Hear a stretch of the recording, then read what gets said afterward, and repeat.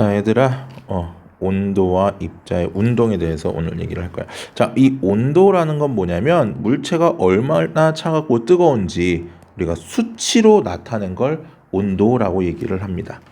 그러면 이 온도는 당연히 우리가 온도계를 통해서 잴 거야. 그래서 섭씨 온도와 절대 온도라는 게 있는데, 섭씨 온도는 물이 어는 걸 0도, 물이 끓는 걸 100도로 정해서 100등분으로 나눠준 온도고, 절대 온도는 자, 0켈빈부터 273켈빈 이런 식으로 영하 273도에서 0도를 273도만큼을 어떻게 준다? 섭씨 온도에다가 더해주면 됩니다. 0도씩. 자, 이렇게 해서 계산을 해. 왜 273도냐면 이거는 나중에 이제 부피 변화에 따라서 이렇게 273이라는 숫자가 결정이 되기 때문에 그러는 거고. 자, 입자. 우리 1학년 때 배웠어. 모든 물질들의 입자, 모든 물질들은 입자로 이루어져 있고 사실은 원자라고 하는 거지. 이 입자는 끊임없이 운동한다. 그래서 운동하기 때문에 나타나는 현상이 뭐였었어? 확산이 있었고 또 증발, 이런 입자 운동들이 있었다라는 거지.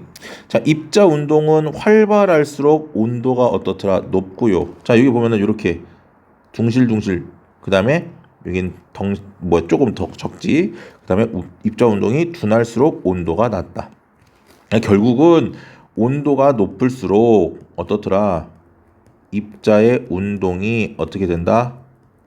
활발해진다라는 거. 그래서 우리는 온도가 입자 운동의 활발한 정도를 표현하는 수치가 되는 거다. 그럼 이제 문제는 열이라고 하는 친구는요, 가만히 있는 게 아니고 주변으로 이동을 하는데, 첫 번째 전도라는 방법, 두 번째 대류라는 방법, 세 번째 복사라는 방법으로 이동을 해.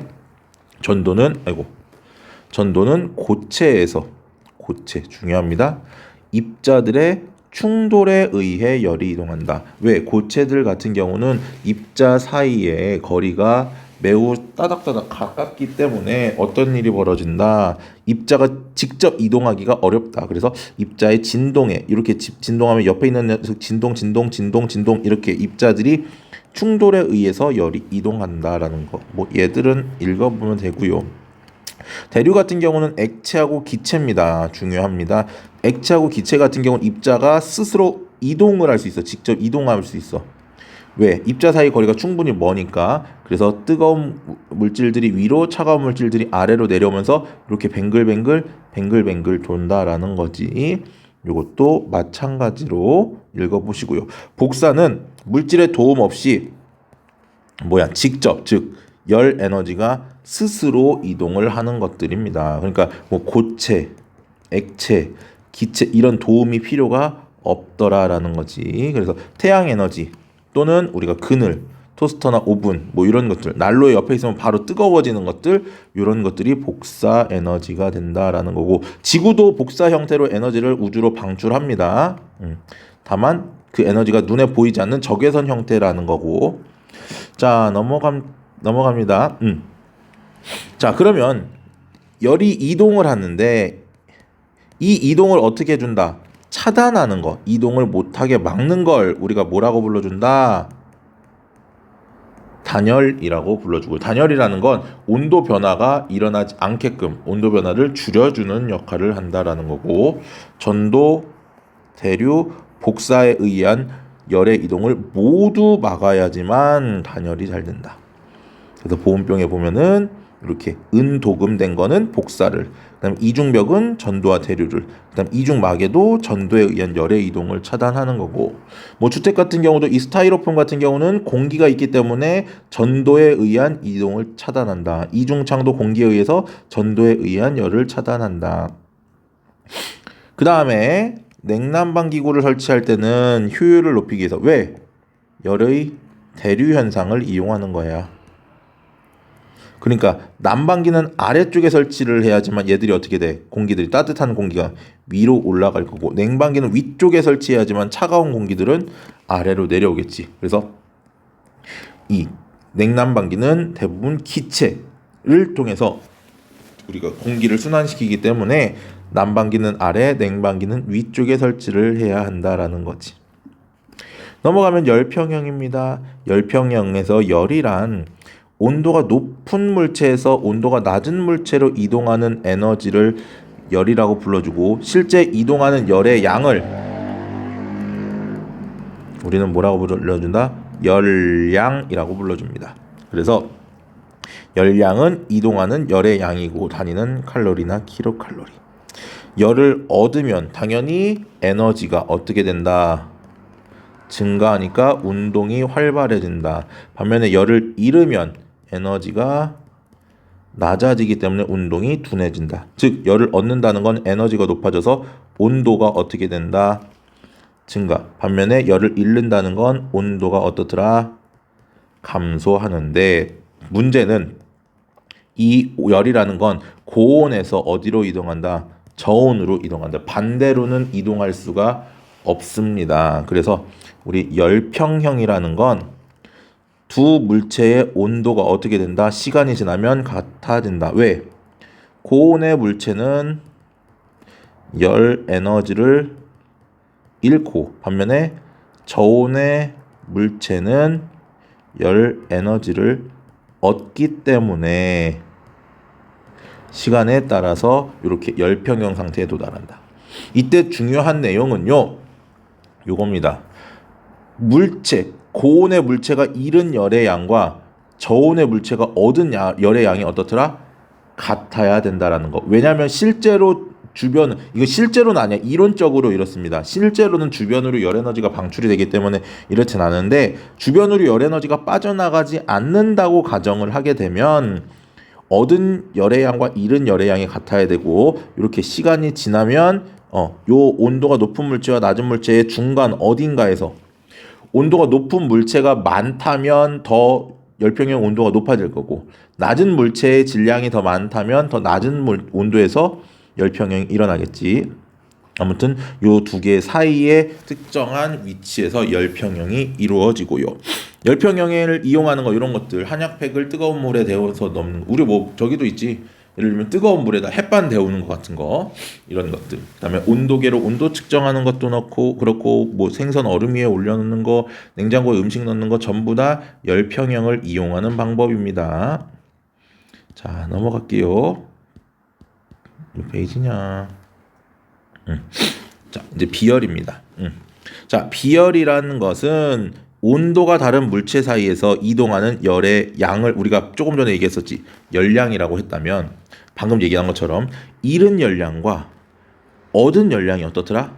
같다. 이게 이제 열량인데, 문제는 이 열량을 얘기를 하기, 열량은 이제 보통 Q로 써. 그러면 문제는 이 열량을 계산하기 위해선 우리가 비열을 반드시 알아야 돼. 비열이란 어떤 물질 1kg을 1도씨 높이는 데 필요한 열량을 얘기를 하고요. 따라서 킬로칼로리 퍼 킬로그램 도씨 이렇게 얘기를 할 수도 있고, 만약에 여기가 그램이 되고 여기가 켈빈이 될 수도 있어. 그러면 칼로리 퍼 그램 켈빈 이렇게 쓰기도 합니다. 그러니까 1kg이 아니고 1g을 올릴 수도 있어요. 상관없습니다. 단위만 바꿔주면 되기 때문에. 그래서 물의 비열 같은 경우는 1kg을 1도씨 높이는데 1kcal의 에너지가 필요하고요. 대략적으로 얘는요 4.2줄 정도의 에너지입니다.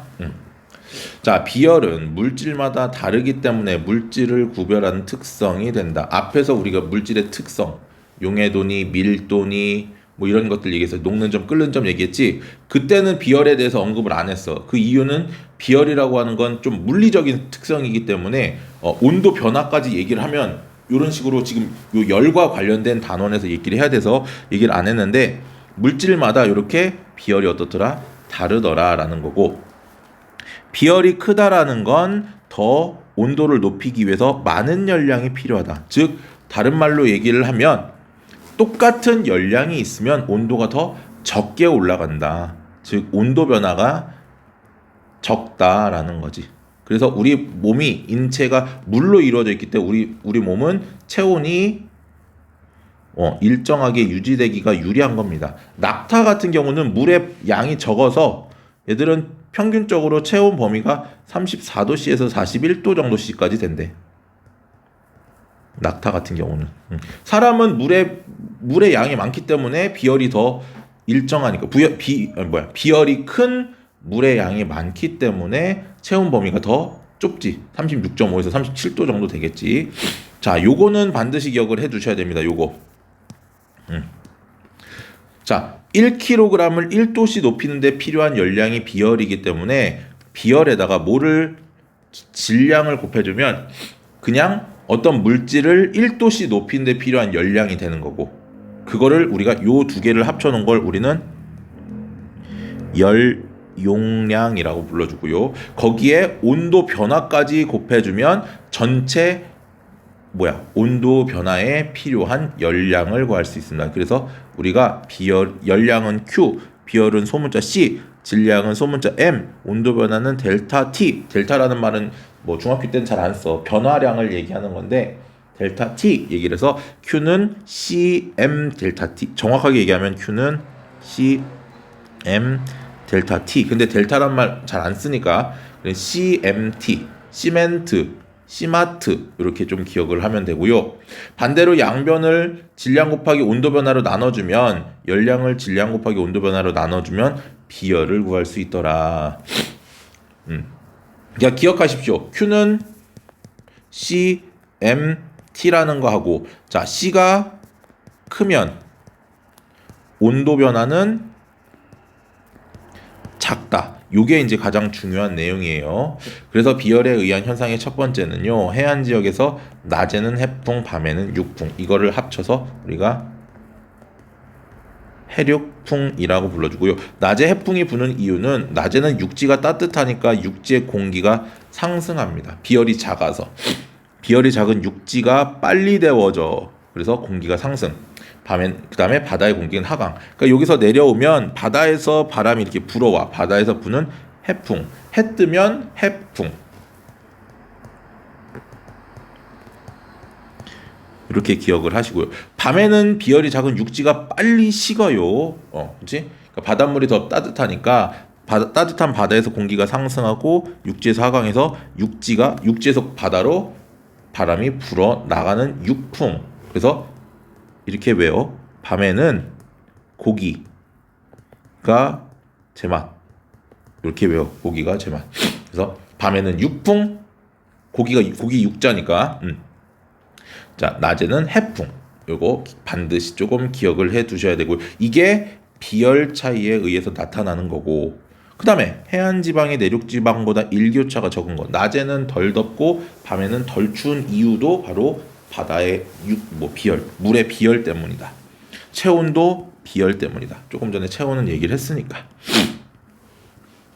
자, 그 다음 이제 열이 이동을 하게 되면 문제는, 물체가 열을 받게 되면 이 물체는 길이 또는 부피가 증가하는데, 이걸 우리는 열팽창이라고 불러줍니다. 그 이유는요, 입자의 운동이 활발해집니다. 입자의 운동이 활발해지면 입자들 사이의 충돌에 의해서 입자들의 거리가 멀어져요. 거리가 멀어진다. 따라서 열팽창 정도가 어떨수록 온도 변화가 클수록, 그러니까 온도가 더 많이 올라가면 입자 운동은 더 많이 활발해질 거고 충돌이 더 많이 일어나서 입자 사이 거리가 더 멀어지겠지. 그 다음에 물질의 종류와 상태에 따라서 열팽창 정도는 다른데, 기체는 이미 입자 사이 거리가 멀기 때문에 열팽창 정도도 가장 크고요. 그 다음 액체, 그 다음 고체 순입니다. 그래서 기체, 액체, 고체 순으로 열팽창이 일어나는 거고, 자, 이 열팽창을 이용한 건데, 고체 같은 경우 바이메탈이라는 걸 이용을 해서 이렇게 열팽창이 얘는 조금밖에 안 되고 얘는 이렇게 많이 되면 어떻게 이렇게 휘어지겠지? 그래서 어느 쪽으로 서로 열팽창 정도가 다른 두 금속을 붙여놓은 장치, 여기서 바이라는 게 결국은 두 개라는 뜻이거든. 그러니까 금속 두 개를 붙여놓은 거고요. 열팽창 정도가 어떤 쪽으로? 작은 쪽으로 휘어진다. 반대로 냉각시는요, 어느 쪽으로? 큰 쪽으로 휘어집니다. 냉각을 하게 되면 얘는 더 많이 줄어들고 많이 쪼그라들고 얘는 조금밖에 더 쪼그라들지 않기 때문에 큰 쪽으로 휘어진다. 요 냉각 시에도 좀 잘 기억해 두셔야 됩니다. 그래서 요런 바이메탈은 전기 센서, 특히 온도 센서 같은 것들이 좀 많이 이용을 해. 뭐가 있을까? 다리미도 있고요. 화재 경보기도 있지만 그거 말고 뭐 전기 매트라던가 아니면 온도를 맞춰놓을 수 있는 에어컨이라던가 아니면 히터 이런 것들의 센서로 이용이 된다라는 거. 그래서 고체 열팽창은 이런 콘크리트나 유리병, 다리 이음새, 가스관 등에 이용이 된다. 요거는 뭐 다 아는 내용일 거예요. 이렇게 많이 구부리면 구부릴수록 열팽창에 조금 더 안전합니다. 그다음 액체 열팽창을 이용하는 건 온도계. 역시 액체 같은 경우도 열팽창에 의해서 온도가 변하니까 얘들은 좀 사실 눈에 띄게 변하지 고체에 비해서. 그래서 액체 온도가 높아지면 부피가 팽창한다. 온도가 낮아지면 부피는 수축한다. 온도계를 이런 식으로 만들 수 있고, 그 다음에 음료수병 같은 경우도 음료수를 가득 채우지 않는다라는 거지. 열팽창이 됐을 때 여름철에 열팽창에 의해서 음료가 폭발할 수도 있으니까 뭐 이런 것들도 있으니까 한 번쯤 읽어보시고요. 그러면은 설명은 다 했고요. 자, 내용적으로는 다 진도를 설명은 다 했고 이제 개별적으로 문제 풀면서 모르는 것들은 수업 시간에 선생님한테 직접 질문하시길 바랍니다. 자, 수고하셨고요. 내일 만납시다.